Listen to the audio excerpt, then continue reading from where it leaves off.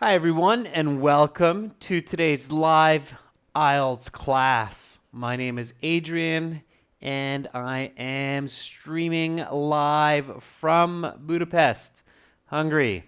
Hope everybody is doing great. Hi Parth, good to see a member early on in class.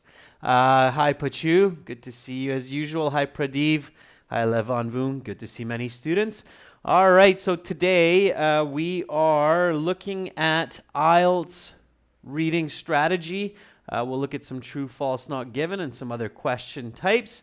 And the materials, as usual, coming from our world-class IELTS preparation websites where we help you to get ready and get high band scores for IELTS. So for academic IELTS, visit us at aehelp.com. And for general IELTS, visit us at gieltshelp.com. All right. So we usually have these live stream classes for everybody on our YouTube channel from Wednesday all the way to Saturday, 15 to 16 o'clock Central European Time. In case you're wondering, if you ever have questions about our products or IELTS, please do email me. My name, Adrian, Adrian, at aehelp.com. That's academicenglishhelp.com. All right, let's take a look at our reading passage of the day. This is coming from our second exam book. You can get our exam books on our websites in PDF, electronic format, or from your Amazon bookstore. This is passage 2, as you can see here, and this is our exam book number 2. It is very, very similar in difficulty and level to the official IELTS or to the Cambridge exams. All right, everyone, let's get into some reading. So you open up the reading portion of your sit-down exam. You're looking at this passage. What should you do? What should you do? What should be your first step, even before you begin reading these wonderful paragraphs? What do you need to do to give yourself a chance to get a high score, understand the text as much as possible? Danica says, read the questions. Danica, you're partially right. You read some questions. But you should take a step before you even read the questions, okay? There's one step before that. And Pradeep says, understand the topic. Majid says, visualization. Absolutely. Understanding the topic, visualization are very important. How do you do that? You read the title. Skimming and scanning is not a good technique. I saw a couple people say that.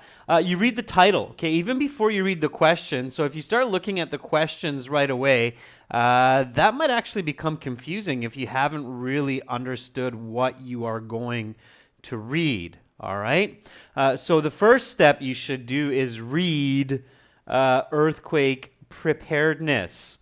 Now, when you have something like this, earthquake preparedness, right away visualize, as one student cleverly said, and think about what these mean, okay, these words. Think about what they mean individually on their own, and what do they mean when they're paired up. So what is an earthquake? Armandeep says, well, it means getting ready for an earthquake. Now, the faster you're able to think, the faster you're able to brainstorm. It means collect ideas on the topic and the controlling idea, the better you will do. All right? So what is an earthquake? And I see somebody says, well, it's the earth shaking. All right? It's the shaking of the earth. Sure, in its most simple or basic form, an earthquake is when the ground underneath our feet is moving. Hi, Seema Sahota. Good to see you in class. Haven't seen you in a while. Hope everything's going great. Jasvir says it's a natural disaster. Yes, sure. That's true. Why does it happen? So why does an earthquake happen? So now we know what it is. The earth is moving, the ground moves, there's maybe volcanoes, tsunamis, big waves, massive destruction, right? Buildings falling down and so forth. John Prester says, yeah, very good. Says there's friction of the plates or sudden movement of the continental plates. So the surface of our planet is made up of different plates, just like your dinner plates that you eat from. Same word. But they're much, much bigger than your dinner plates. And they suddenly move or shift or rub against each other, some kind of a friction. And those, that's right, pre-T, you know, those tectonic plates, when they're moving, they cause friction and movement of the earth, and the ground shakes. Sure. Now, if you're quick and clever and you have some good information about earthquakes, you might be able to think of even more details. What does preparedness mean with earthquakes? So what does it mean to be prepared for an earthquake? How can you be prepared for an earthquake? What can you do? Okay, so obviously that is the controlling idea of this passage. What can you do to be prepared for an earthquake? And this is great information, whether for IELTS or for survival skills for life. Oman Sharopov says, well, you could predict earthquakes. So getting seismic readings, getting ready to know when they're going to happen so that we can move populations. Absolutely. So prediction is one way to be prepared. Jasvir says, controlling the effects of earthquakes. Yes, that's possible. Sure. If you have buildings that are put onto springs or built with special materials so that they don't crumble or fall as easily, is one way to control the effects of earthquakes. Absolutely. Mr. Singh says, getting ready with supplies like petrol, food, lighters, water. Absolutely. So all of those are ways to be prepared for earthquakes. Suraj says moving into open space. So getting away from falling dangerous objects. Great. Okay, so some brilliant ideas, students. The more of these ideas you collect before you begin reading, the better you will read, the better you will understand, the better you will answer questions. Perfect. So always start with the title. Think of what, why, how. Use as much information from your knowledge as possible to think of some good ideas. And then have a look at the questions. So here we have no list of headings, questions, so that's okay. We'll do that another day. And then here we have some yes, no, not given questions. Yes, no, not given are very similar to true, false, not given. What should we do with these questions? Should we read them now? Should we read these yes, no, not given questions? Is that a good idea? Let's see how many students are paying attention to previous lessons. Biju and Preeti both agree, and Begzad is also in agreement. No, it's not a good idea to read. Yeah, no, they're not good questions to read. Why? Because it contains false information. It contains information that's not given. So if you read that information, you will confuse yourself, especially if you do it before the passage, because when you read it after the passage, you will not remember whether you read it in the passage or you read it just here before. So don't read these, okay? Don't read basically the simple idea for a lot of students who don't know this strategy is don't read questions that have false or extra information before the passage, because it can get very confusing for your brain. Brains are not linear machines. They think in multiple directions. So keep that in mind. Okay, so we don't read those ones. Questions 18 to 21, complete each sentence with the correct ending. So this is a sentence completion question. We have 1, 2, 3, 4 sentence beginnings. And then here we have 1, 2, 3, 4, 5, 6, 7 sentence endings. Should we read the questions here and the endings? What should we do? Okay, and if you're paying attention to what I just said, Begzod, you're right. Just read the 4 question beginnings. This is definitely in the passage somewhere, maybe paraphrased, likely paraphrased, said another way. But from these, 3 of the 4 are definitely wrong. Not in the passage, maybe. We don't know which ones they are, so we will leave this part for after the passage. So just read these. The first step after waiting out aftershocks is to: poor construction results in buildings that offer. Even otherwise well-constructed buildings may be at risk because they. Buildings along the west coast of North America and Japan are designed to. Okay? All right. Now, here we have our last question, 22 to 26. This is a summary or paragraph completion type question. It's paraphrased from the passage. These ones are great to quickly read before you look at the passage because they give you a different way to understand the passage. So practice that before the IELTS and definitely during the IELTS. Quickly read this as well. So earthquake planning. Read with me, nice and loud. So this is a reading class. Read with me aloud, okay? Practice the muscles of the jaw. And listen to yourself read. So nice and loud, okay? It's a loud reading when you're getting ready for IELTS is a very, very important practice. All right, so earthquake planning. Planning is incredibly important for surviving an earthquake. They must make sure in advance that they have appropriate to survive after the event. Is the most critical resource after an earthquake, since municipal resources may be damaged and unavailable. Conversely, will be less scarce because it is less likely to be compromised in an earthquake. Some measures to take in preparation for an earthquake include storing medical supplies in a safe place, not hanging picture frames above your bed, and identifying in your home and workplace.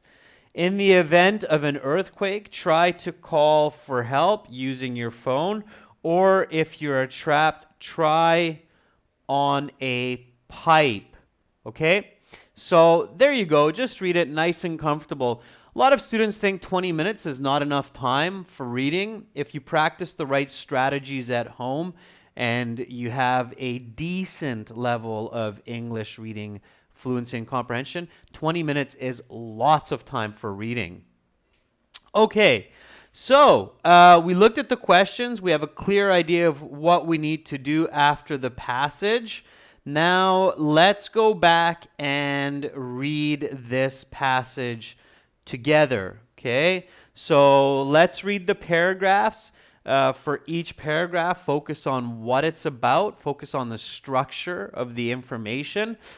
This is just some fluency and comprehension practice, okay? So we'll go through it after together and answer questions together. For now, work on your pronunciation, your fluency, and read aloud. Hopefully everybody's ready. So one of the nice features that we have on our website is we have audio for all of our reading passages. So this is our general IELTS website. We won't use that today because general IELTS reading is different. This is from academic. So this is your academic IELTS account at aehelp.com. You log in at the top to your My Student account. When you log in to your My Student account, you can use this on your phone or your tablet as well. We'll resize.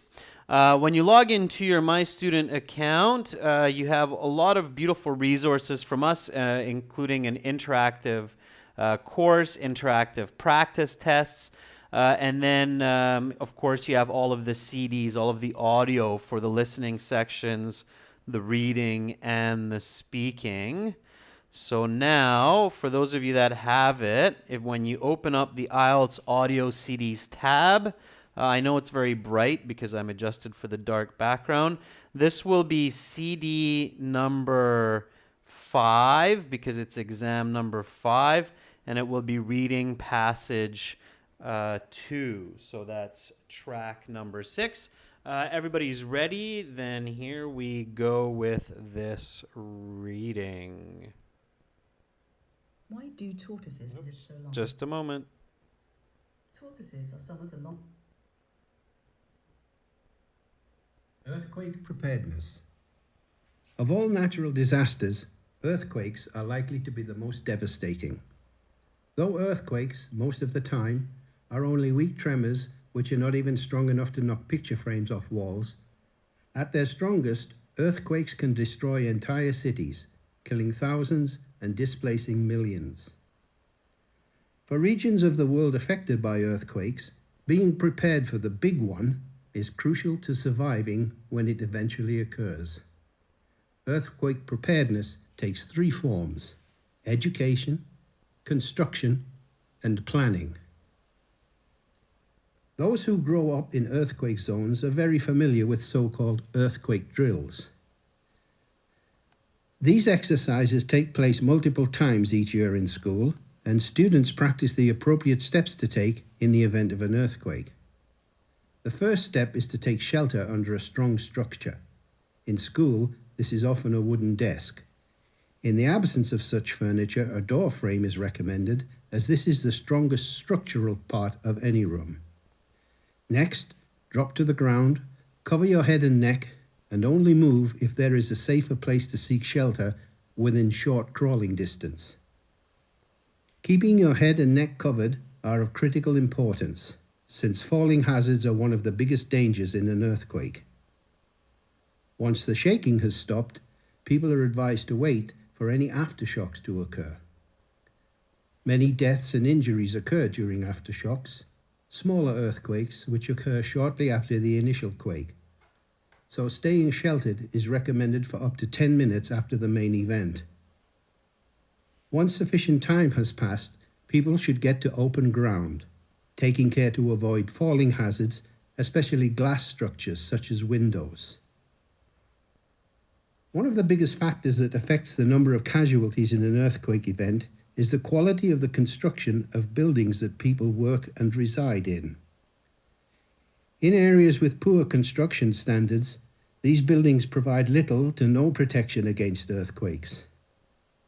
In the major earthquake that occurred in Haiti in 2010, poor construction standards were to blame for a large proportion of the casualties.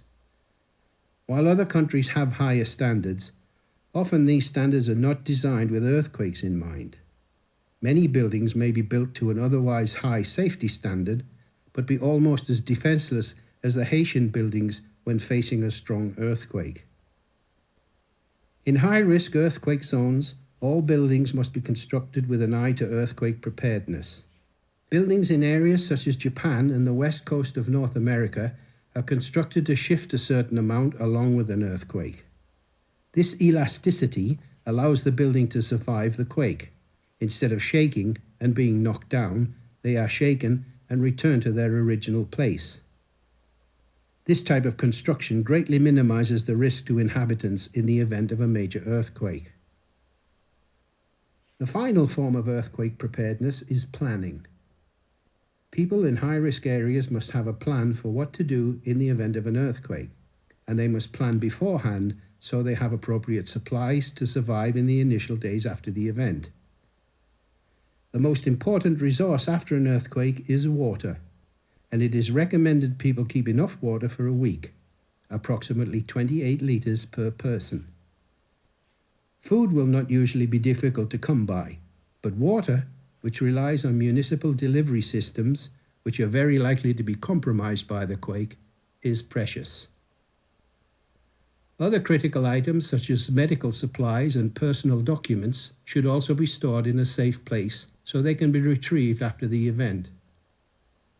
Other measures which are useful to prepare for an earthquake are keeping a flashlight and whistle next to your bed, not hanging falling hazards such as picture frames over your bed, arranging a family contact person outside of your area, arranging a family meeting place, and identifying both hazards and refuge areas within your home, school, and workplace.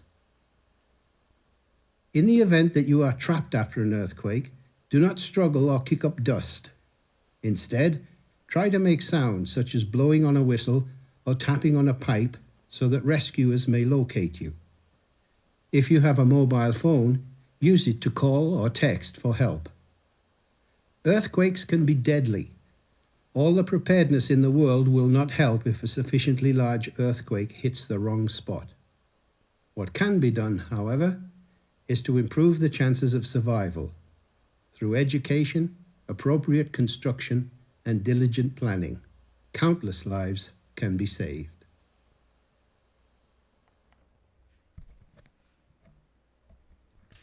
Okay, so that is the audio that goes with this reading to help you with your reading pronunciation, fluency, identifying words that might cause problems. And by the way, students, the speed that this reader is going over the text, it takes him about 6 minutes, maybe a little bit less, to read the text. That's great if you can read this speed for IELTS. If you can't, it's okay. Even if you read 25% slower, say in about 8 minutes for the passage, that's still fine, okay? To get band 6.5, 7.5, you really need to read the text. Skimming and scanning will not work. It will be a frustrating strategy and you will not get the right scores, okay? So if you can read this speed, fantastic. If you read a little bit slower, that's okay. If you read much slower, then you need to work on increasing your reading fluency. And of course, we have strategies for that as well. All right, let's take a look at the questions. And before we look at the yes, no, not given strategy, just to check how many people are paying attention, what are the 3 parts of earthquake preparedness from the introduction? So the whole passage is structured on these 3 parts of being prepared for an earthquake. What are the 3 aspects of earthquake preparedness? So education and construction are 2 of them, Afsana. What's the 3rd one? And this is where you really need comprehension. So if you're reading with what's called active reading, these should be easy, okay? Dakra says the 3rd one's planning. Okay, yeah, absolutely. So education, construction, and planning. So those students that paid attention to that thesis statement of education, construction, planning, and then connected and visualized the paragraphs with those 3, because the essay is divided into those 3 parts, you should be able to answer these questions much, much better. So active, precise reading is a very, very important skill, okay? Cigar Kendall is looking for a speaking partner, so I just allowed your contact information. There's Sadell. You can also find speaking partners on our website as well. Okay, let's look at these yes, no, not given questions. So here, you simply have to put a Y in your answer sheet if it's a yes and the statement agrees with the writer. Put an N in your answer sheet if the statement contradicts the writer, so it's the opposite of what the writer says. And then make sure to put a clear NG for not given if we are not able to tell what the writer is thinking about that fact, okay? Now, the strategy for yes, no, not given is pretty much the same as for true, false, not given. You're basically using computer logic, okay? So you're using computer logic to help you figure out these questions quickly and accurately. So before answering, you're actually asking some questions, and hopefully some students that have studied with me for a while knows what these questions are. So what's the first question that we ask when we look at a statement? So we look at number 14. Most earthquakes are strong enough to cause some damage. The first question that we ask is it important for the text or for this topic and controlling idea? That's right, Danica. So Danica Skepanovic, sorry if I'm not pronouncing that right, has the right idea. Yeah, so firstly, you want to ask, is this a statement that's going to be important for this text or this topic? So is it important to know how strong? The full question here, right, is it important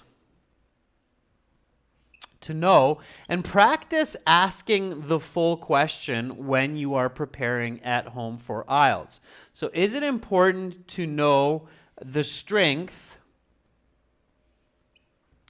of most earthquakes, right? Because here's most. So of most earthquakes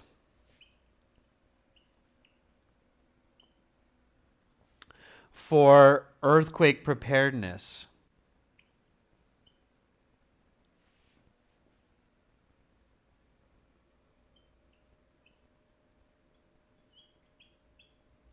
Okay, so is it important?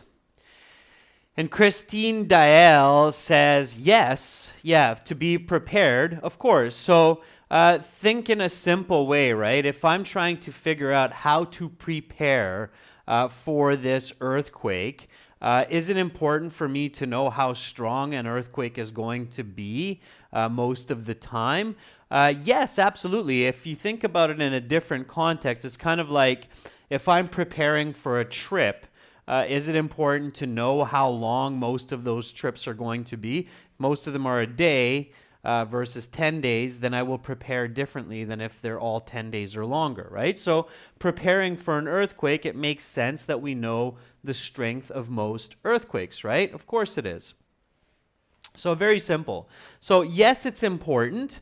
So because we know that it's important, now we know what? So now we know that this statement is important for the topic. So what do we know then? What have we established, or what have we figured out by identifying that number 14 is important for this text? What have we identified? What have we actually understood so far?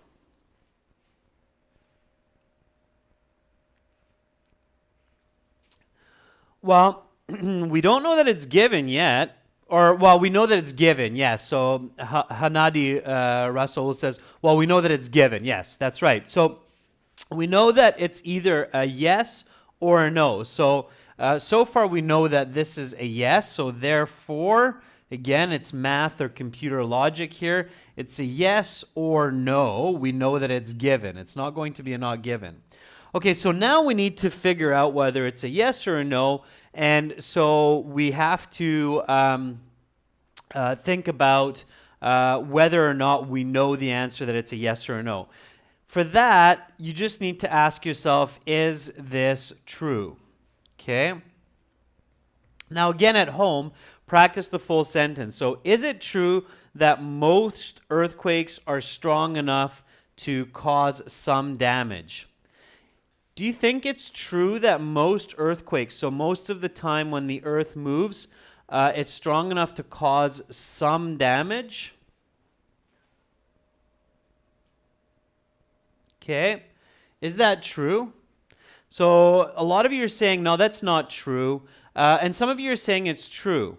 Okay, so most earthquakes, and if you know about earthquakes, then you probably do know that most earthquakes, we don't even feel them. Okay, so on the Richter scale, a 1 or a 2 or a 2.5, you don't even know what's happening. Okay, they're so tiny. So you won't really see the damage, you won't really see what's happening. So that's if you know about earthquakes.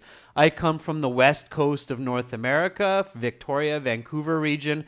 I know a lot about earthquakes, and I can tell you that we do not feel most of the earthquakes that happen. They're deep in the ground, and they're not causing damage. So I know that the answer to this one is no. But let's say that you don't know that. Okay, so let's say, hey, Adrian, come on, I live in the middle of Europe. I have not a lot of information about earthquakes. We don't worry about them here or the center of Africa. So what do I do? Well, usually the questions are coming in the order of the passage for yes, no, not given. So this is somewhere in the beginning of the passage. You want to look for strong. Okay, so earthquakes and strong. These are the two words that you want to look for if you have to search in the passage. And then you can go back and take a look. So somewhere in the beginning, there should be some information about the strength of earthquakes. Okay?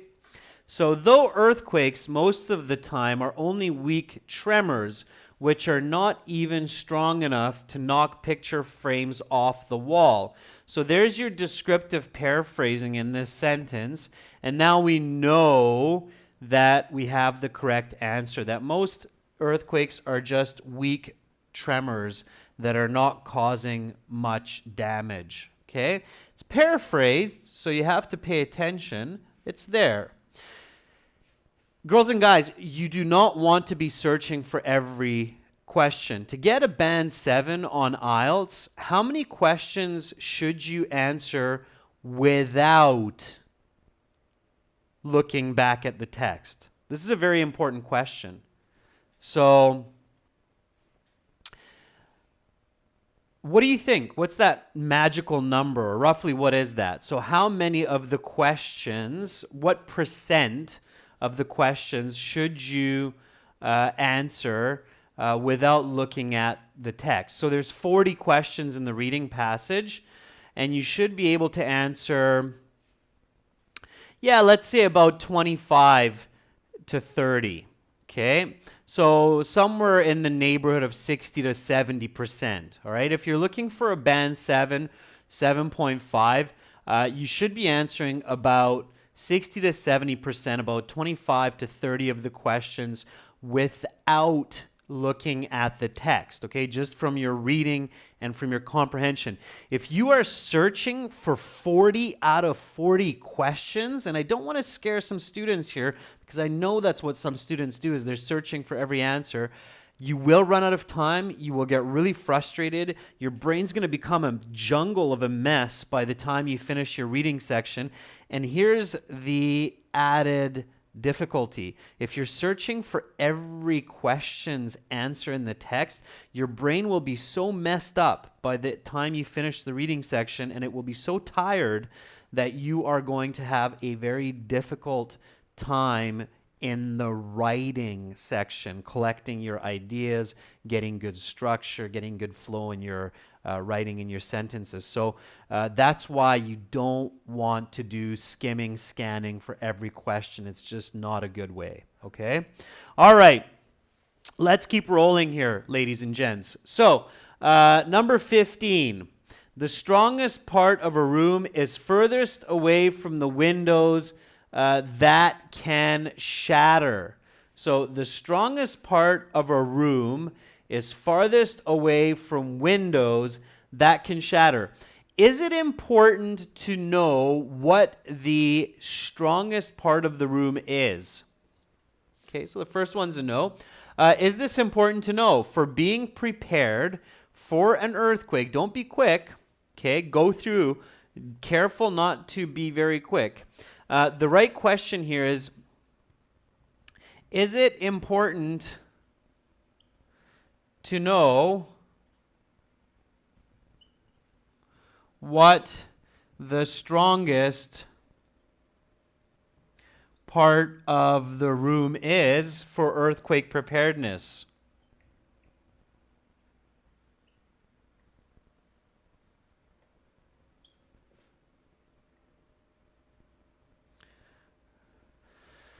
So, is it important to know what the strongest part of the room is for earthquake preparedness? And yeah, so a lot of you, Farheen, Kesey, and Preeti, great, 3 members in a row, they're saying, yeah, I'm pretty sure that's important to know that. Okay? All right, so is it true, according to the writer, that the strongest part of the room is furthest away from the windows that can shatter? Is that true? So is it true according to the writer? Samantha says no, it isn't. Afsana says no, it isn't. Why not? Why isn't it true? Then let's ask this one.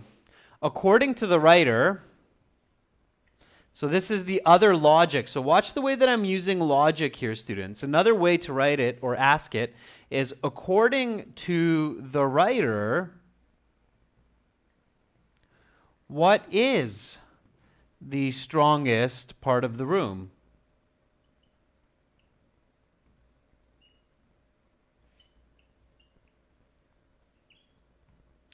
Okay, so according to the writer, what is the strongest part of a room?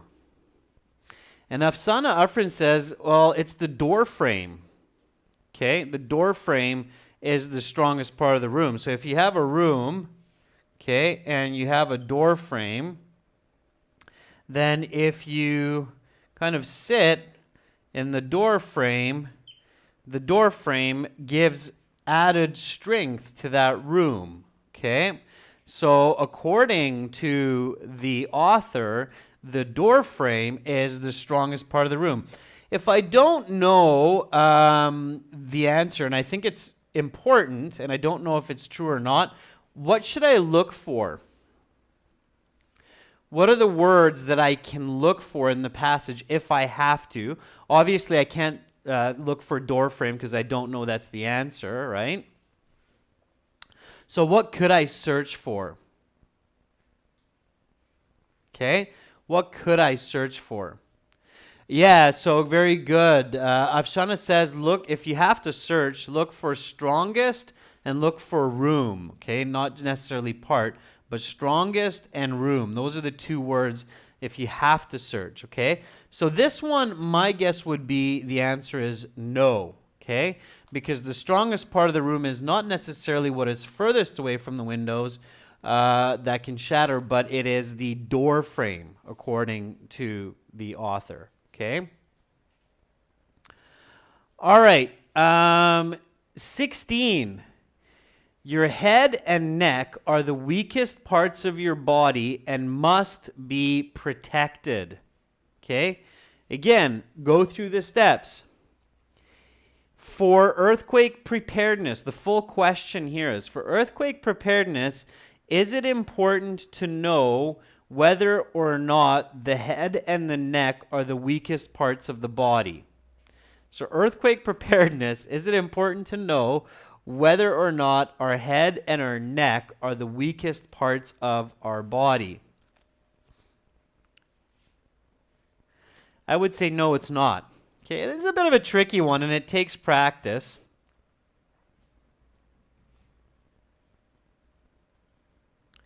All right.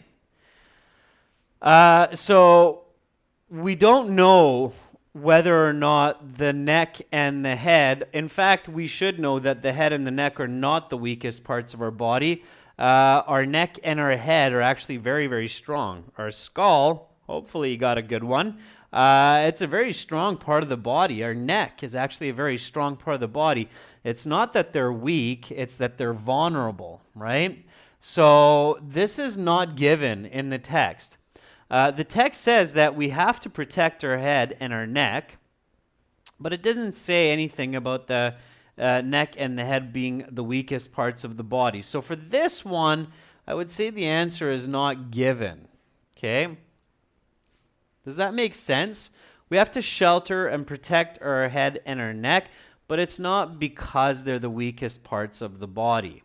Okay? All right, number 17. Aftershocks are incredibly dangerous. Okay? Aftershocks are incredibly dangerous. Full question here. Is it important to know whether or not aftershocks are dangerous? So is this important to know? Okay? Once you feel confident with this strategy, you just go important, and hopefully by the time you get to the IELTS exam, you have this level of confidence. Is it important? Yes, it's important. Good. So a lot of you are saying, yes, that's definitely important. Is it true? So aftershocks, those earthquakes that happen after the main earthquake, are those dangerous? Everything is loose, everything is shaken, everything's falling apart. Is it going to be dangerous to run around if there are some more little shocks and big pieces of stone and rock and bricks are falling and windows are falling? Yes, absolutely. Okay, so therefore the answer there is yes. Okay, so true, yes, so the answer is yes. So according to my logic and my best analysis of this text, the answers are no, no, not given, and yes. Okay, if you get 3 of 4, that's great. Okay, if you can get 3 of 4 correct, you're easily on path to a band 7.5. Now, this is why you do not read these questions before the passage, because 3 pieces of information here from the 4 seem to be very confusing. Okay? Asil Yat is asking, what if I didn't understand the question? What should I do? So, if I don't understand the question, aftershocks are incredibly dangerous. For example, what should I do? Well, step number 1 is leave it blank. Okay, don't forget about it, Asil. So just don't put the answer in, because maybe one of the questions after will help you figure out what this means. So if you have time at the end, you can come back. Now, when you come back and you still don't understand, so let's take that situation, Asil, where we go, okay, I don't understand this, so I'm going to leave it or solve the other questions. Maybe I will understand this question later from these questions or from looking back at the passage once or twice. And then you realize, I still don't understand this question. Well, in that case, just take a guess, okay? So you have a 33% chance of getting it right because you have basically 3 options: yes, no, not given. So just take a guess. And if you have a no, no, not given, your best guess might be a yes there. Okay? No guarantee, but probably. All right? Harvinder is asking, is it true that the questions might not be in sequence except for a summary? Harvinder, the questions are usually in the sequence of the passage, usually. Not all of them. List of headings, for example, not, of course. But a lot of them are. Yes, no, not given, or true, false, not given. They are in sequence of the passage. But when you have 4 questions like this, the sequence might be very tricky. So you can't search for all the answers. So here, question number 14 is coming from these first 2 lines. And then question number 15 doesn't actually appear until somewhere around here, much later on. And then 16 can come very quickly. And then 17 or 18 can be here at the very end. Okay, so they are in sequence, but the distance between the answers, where they're coming from, can vary a lot. So you definitely don't want to be searching for all your answers. I hope that makes sense, okay? All right. Students, doing great so far. Let's look at the next set of questions. Okay, so here we go. So this is the sentence completion. Now, sentence completion type questions you should try to do the same as multiple choice, which means because they are a kind of multiple choice. So here you have question 18 and you have 7 choices.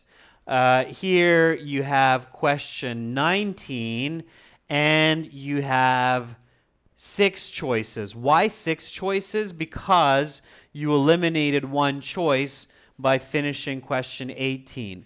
Then for 20, you have 5 choices, and for 21, you have 4 choices. So it's kind of like a complicated multiple choice type question. Okay. Now, for multiple choice type question, the best way to approach it is finish the sentence on your own. Okay, so finish it with your own ideas and then find the closest match. Okay, so that's the strategy here, is finish the sentence with your own thoughts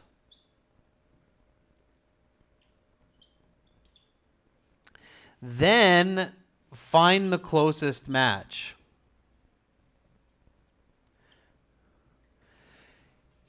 Okay, if it doesn't match, there's something wrong. We'll take a look at that in a second. So the first step after waiting out aftershocks is to, okay? So number 18, let's see how many of you are paying attention to the text and understanding some of it. The first step, so after the aftershock, so aftershocks are the little earthquakes that follow the big earthquake. After you've waited for those aftershocks to stop, what do? Megha and another student asked about question 15. We'll look at that when we look at the answer key at the end. Okay, so after we have waited for the aftershocks to be finished, not the earthquake, the aftershocks, what do? Afsana Afrin says, move to a safe place. Marwa says not to move. Danica says still don't move. I remember it differently. So I pictured it when I was visualizing what I was reading. I pictured that I was waiting in a safe place under a table or in a door frame and everything was shaking. And then after the main earthquake stopped, I stayed there. Then there were smaller earthquakes and there were pictures falling off the wall still and windows falling out. And then after everything stopped, then I looked around and I ran outside and found some open space. Okay? I remember being instructed to look for open, safe places after the aftershock. Okay? So I'm thinking move to open space. Some of you are thinking stay there, stay calm, don't move. Well, let's see if any of these match.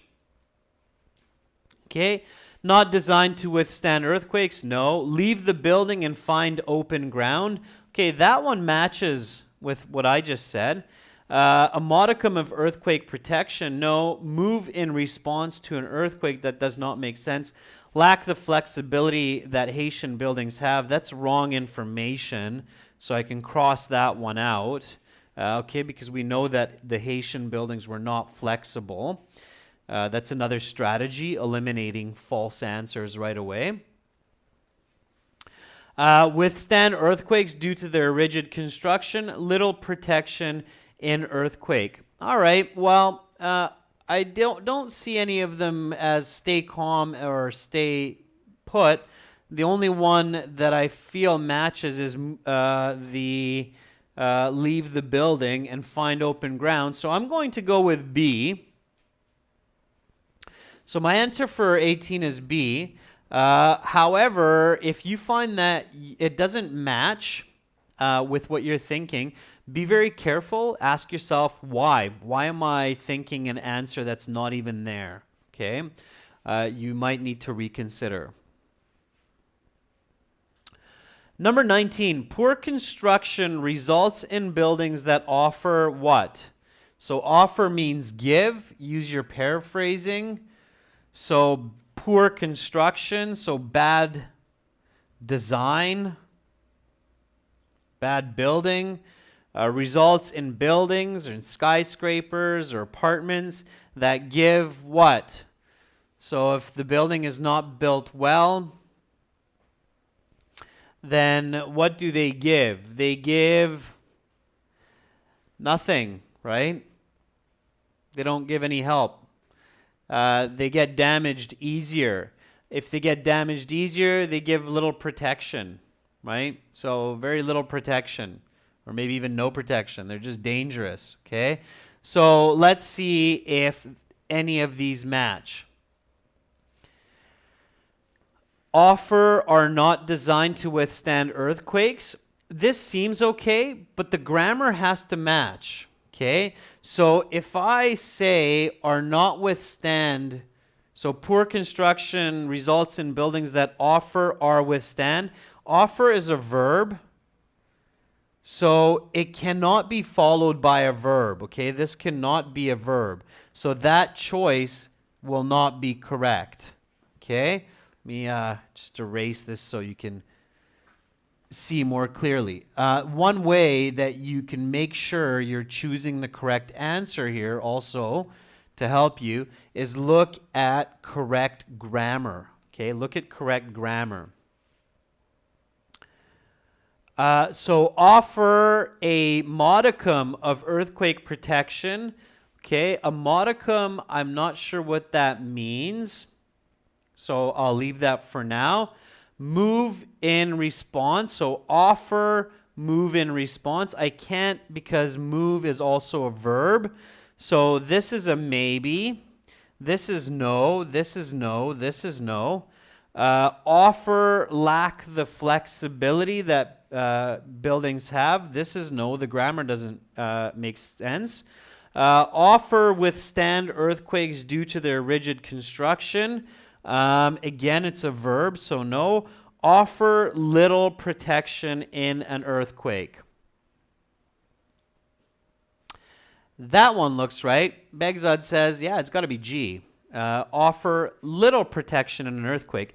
If I don't know what this means, I shouldn't choose it, especially if I know what this one means, little protection.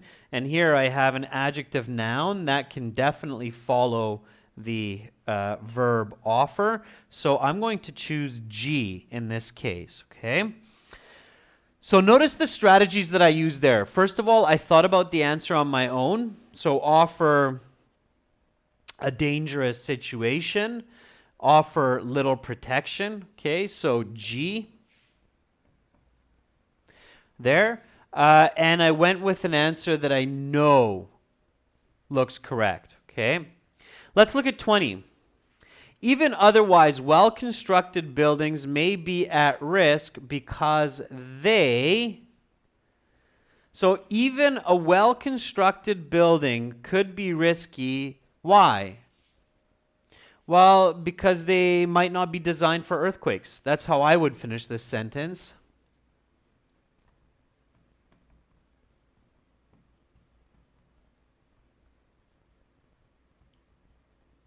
So you can have a good building, but if it's not designed to move, if it's not designed to withstand an earthquake, yeah, Hamza says it might not be flexible enough, right? It's a good way to finish that sentence. So even when you have a building that's well built, if it's not designed to resist an earthquake, or if it's not designed flexible enough, it could still be a problem. Let's see if some sentences like that. So because they, so read the choices with these two words. Because they are not designed to withstand earthquakes, that works really well. So could be A. Could be some of the other ones. So because they lack the flexibility that Haitian buildings have, that's not true. Haitian buildings did not have flexibility, so we already know that that's a wrong answer. We already used that one. This one doesn't make sense. Because they move in response to an earthquake, that would be absolutely the opposite.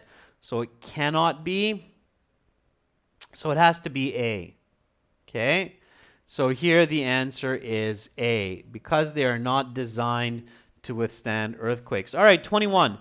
Buildings along the west coast of North America and Japan are designed to what? Finish that sentence. So buildings along the west coast of North America and Japan. North America and Japan, as many of you know, have lots of earthquakes. So they are designed to do what? Buildings in North America and Japan.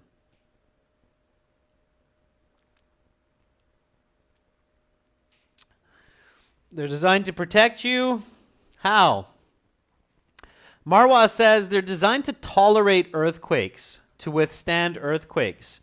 Yeah, Marwa, that is a good tip. So let's see. Quick search of the eyes reveals D, move in response to an earthquake. Absolutely. They are built to move with earthquakes. So D is the correct answer there. So B, G, A, and D. All right. On to the last question set. Again, fluency, logic, summary, completion. Complete on your own. Here we have choices. We want to look at these. Resource, food, clothing, tapping, safety, water, knock, hazards, supplies. If you didn't understand all of those, that is okay. Now let's read and fit these in. These kinds of questions should not take you long. This question should be fairly quick and simple. You should not have to search for the answers because the answers should make sense in context. Planning is incredibly important for surviving an earthquake. They must make sure in advance that they have appropriate what to survive the event. So something to survive the event. They have appropriate resource, food, clothing, tapping, safety, supplies, hazards, knock, and water. Which one do you think is the most sensible? They have what? So Begzad says it's H. It's supplies. That makes the most sense. Absolutely. They have appropriate supplies. Supplies includes water, food, cell phone, flashlight. So all of those together are your supplies. Resources, it's a little bit different. Could include water, but also like oil, gold, silver. Not really resources. Okay, so supplies to survive after the event. Something is, so noun, is the most critical resource after an earthquake. We have the word resource here, which also tells me that this is not resource. Okay. What is the most important after an earthquake? Begzod and Afsana and John all agree that it's water. I agree. Water is the most important. Water is B. Make sure in your answer key you don't write water. You'll get it wrong. You have to write the letter. Okay? So write the letter B. Okay? So water is the most important, which is the letter B. Water is the most critical. So if you chose water for this one, hopefully you figure out that it's water for this one. You only use one answer one time for this. Okay? So water is the most critical resource after an earthquake, since municipal sources may be damaged and unavailable. Conversely means the opposite. Something will be less scarce because it is less likely to be compromised. So less scarce means not enough. So less scarce, two negatives, actually means that there's more. What is more? Afsana says there will be more food.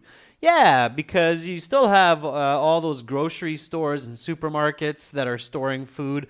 So after the earthquake, food will still be available. Sure. And food is C. Okay, so C, food. All right, so H, B, and then C. All right, so food will be less scarce because it is less likely to be compromised. Compromised in this case means destroyed or lost.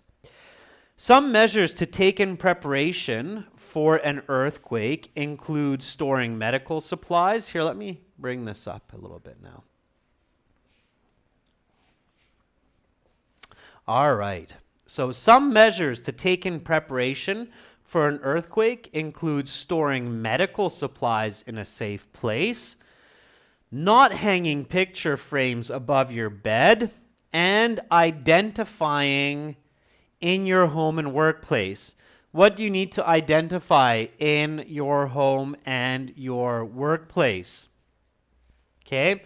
Do you need to identify resources, food, clothing, tapping, safety, water, knocking, hazards, or supplies?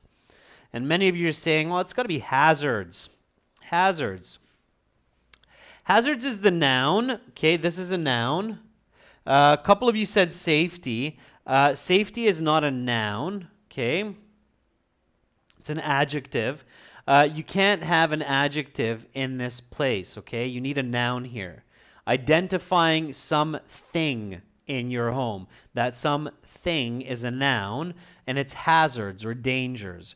Now, in your answer sheet, don't write hazards. You'll get it wrong. Write F. Okay, so hazards. In the event of an earthquake, try to call for help using your phone. Or if you are trapped, so you can't get out, try something on a pipe. This preposition tells me that this has to be a verb. Okay? So we only have one verb in this set. That one verb is what? Yeah, it's tapping. Tapping. Okay? Knock is not. Okay? It's an ing form here. Yeah, knock could be a verb, but in this case, it's not useful. Tapping. Okay, try tapping on a pipe. So G. Okay, tap, tap, tap. So bing, bing, bing, bing, bing, bing, bing, tapping that pipe. All right, that's how you do it. Okay, so that is how you move through the questions. Once you're done, so if you put the word knock in here, if you put de-knock, read the sentence. Call for help using your phone, or if you're trapped, try knock on pipe. Try knock on pipe does not make grammatical sense. Try knocking on a pipe would be different, might work, but tapping is the better. Try tapping on a pipe. Okay, so ladies and gents, let's see how we did, all right? I'm no guru. I might not have all the answers for you. Let's see how we did here.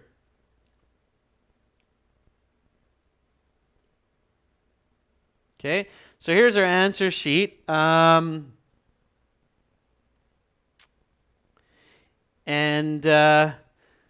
It's indicated as false, but it should be yes, no, not given. So number 14 is false, which is no, obviously. Number 15 is no. Number 16 is not given. And number 17 is yes. So that's correct. We got all of the answers correct there. So no, no, not given, yes. Be very careful about this. This is a mistake in the answer sheet.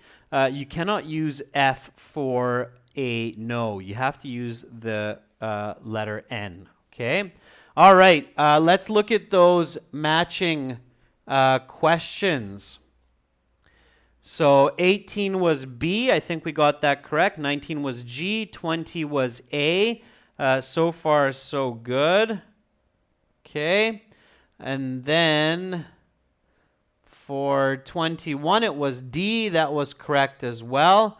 22H, 23B, 24C, 25F, and 26 is G. Okay, so I think that was a perfect score there. I think we got all those correct, so good job. remember those strategies. They kind of, I make them look sometimes a little bit more simple than they are. You have to practice them, okay? Knowing the strategies is only half the part. Practicing them and using them well is the other part, okay? Megha is asking for me to explain question 15 one more time, so I'll quickly jump back to that question, okay? Just so that it's very clear for all of you. All right, Megha, pay attention to question 15. So question 15 says, the strongest part of a room is furthest away from windows that can shatter.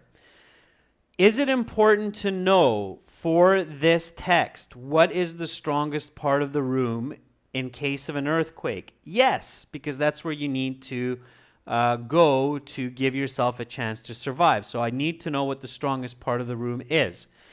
Is the strongest part of the room furthest away from the windows, according to the author?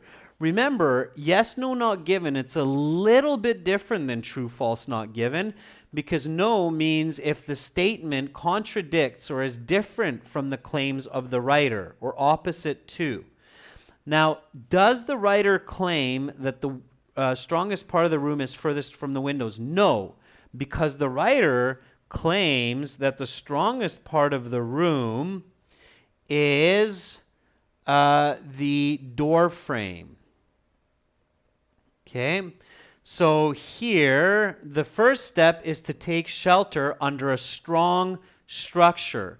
In school, this is often a wood desk or wooden desk.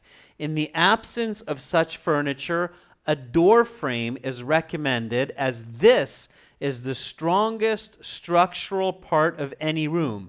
Now, a door frame could be far from the windows. It could be close to the windows. We don't know that. But according to the author, it is the strongest part of the room. The author does not say the strongest part of the room is furthest from the windows. Okay? So I hope that makes sense now, Meg. I hope that's clear. Okay? So because of that, the sentence contradicts the author, or does not say what the author says about the strongest part of the room. All right, ladies and gentlemen, you've done a great job. I know reading can be very challenging. That's why it's so important to read every day. When you're preparing for IELTS, you should be reading some text for about 45 minutes to an hour every day, and you should be doing active reading where you're testing your knowledge, you're checking your comprehension, what you understood from the reading. Build questions yourself if you don't have them, okay? Asil, good luck on your 19th exam for January. Make sure to check us out at aehelp.com. Give yourself a good chance to get high band scores on IELTS. Lots of great practice material and strategies there. gieltshelp.com for general IELTS, okay? So definitely check us out there and learn and practice the strategies. All right, ladies and gentlemen, thank you so much. You've done an amazing job. Keep it up. Tomorrow we will be doing some more live IELTS. It will be listening practice. So we'll do some listening practice, get those ears sharpened up, and then on Sunday we'll have a members chat class. Have an awesome rest of your day, everyone. I wish you a good night's rest if it's late in your country, and hopefully you will have some nice dreams, get some motivation for the day ahead, wake up full of energy. Much love to all of you. Bye for now.